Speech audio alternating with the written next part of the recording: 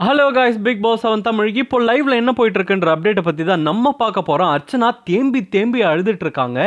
என்ன நடந்துச்சுன்னே தெரியல, அந்த அளவுக்கு தேம்பி தேம்பி அழுதுட்டு இருக்காங்க. ஒரு நிமிஷம் ஒன்றுமே புரியல மாயாக்கு. என்னங்க நடக்குது உங்களுக்கு, என்னங்க ஆச்சு அப்படின்ற மாதிரி அவங்க வந்து அவ்வளோ கம்ஃபர்ட் பண்ணுறாங்க. என்ன ஆச்சு, பிக் பாஸ் வந்து ஒரு அதிர்ச்சியான விஷயத்த சொன்னார். என்ன சொன்னார் அப்படின்றது இந்த வீடியோவில் நம்ம இப்போ பார்க்கலாம்.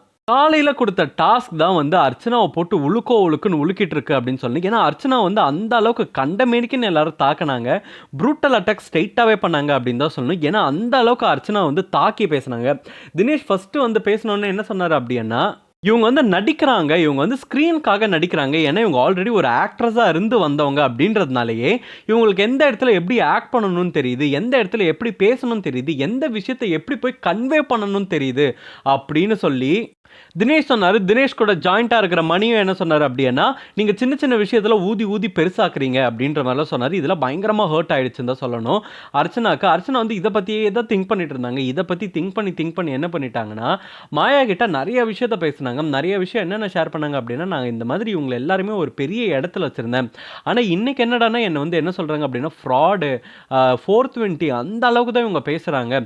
இவங்களெல்லாம் நான் இத்தனை நாள் நம்பிட்டு இருந்தேன் அப்படின்னும் போது எனக்கு பயமா இருக்குது. இவங்களாம் ஏன் இப்படி பேசுறாங்க அப்படின்றது எனக்கு சுத்தமா புரியவே இல்லை அப்படின்னு சொல்லி அர்ச்சனா வந்து மாயா கிட்ட பேசிட்டு இருந்தாங்க. அப்போ கூட மாயா என்ன சொன்னாங்க அப்படின்னா, இன்னும் ஒரு வாரம் தான் இருக்கு, ஏன் இப்படி எல்லாம் ப்ரூட்டல் அட்டாக்கா பண்றாங்க அப்படின்னு தெரியலையே அப்படின்னு சொல்லி இவங்க கிட்ட கிண்டலா பேசிட்டு இருக்காங்க. ஆனா ரீசெண்டா என்ன ஆச்சு அப்படின்னா, அர்ச்சனா தேம்பி தேம்பி அழ ஆரம்பிச்சிட்டாங்க. என்னடா ஆச்சு உனக்கு அப்படின்ற மாதிரி மாயா கேட்டாங்க. என்ன ஆச்சுங்க, ஏங்க இப்படி அழறீங்க அப்படின்ட்டு.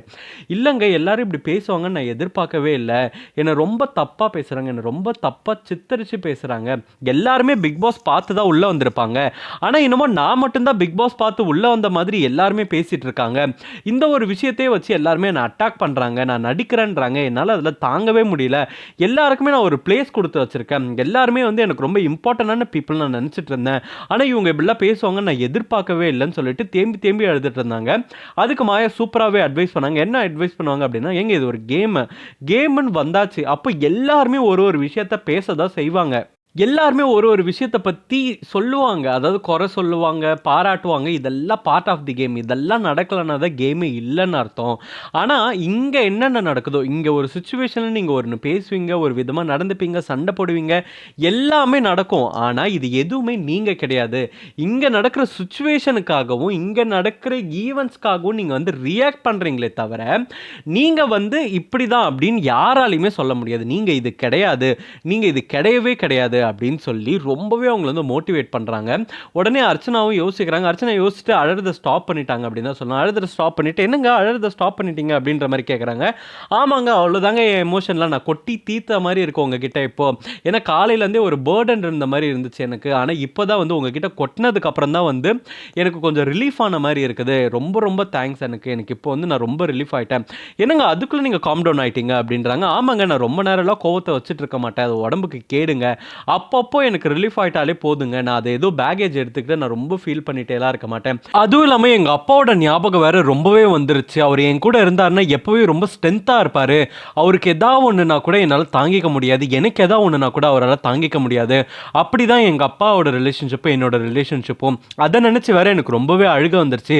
எங்கள் அப்பாவை நான் ரொம்ப மிஸ் பண்ணுறேன் அப்படின்னு சொல்லிட்டு, இப்போ உங்ககிட்ட பேசினது, நீங்கள் எனக்கு அட்வைஸ் பண்ணதே வந்து ரொம்பவே நல்லா இருந்துச்சு. அதனால எனக்கு இப்போ ரொம்ப நான் ரிலீஃபாக இருக்கேன் அப்படின்ற மாதிரி மாயா கிட்ட சொன்னாங்க. மாயா அட்வைஸை கேட்டுட்டு இப்போ நடக்கிறாங்க அப்படின்னு தான் சொல்லணும். நீங்கள் என்ன நினைக்கிறீங்க அர்ச்சனாவோட ஆக்டிவிட்டியை பார்த்து அப்படின்றத கமெண்ட் பாக்ஸில் கமெண்ட் போடுங்க. இந்த மாதிரி பிக் பாஸ் அப்படி தெரிஞ்சுக்கணும் ஸ்க்ரீன் டாக்கிஸ் சேனலுக்கு சப்ஸ்கிரைப் பண்ணுங்கள்.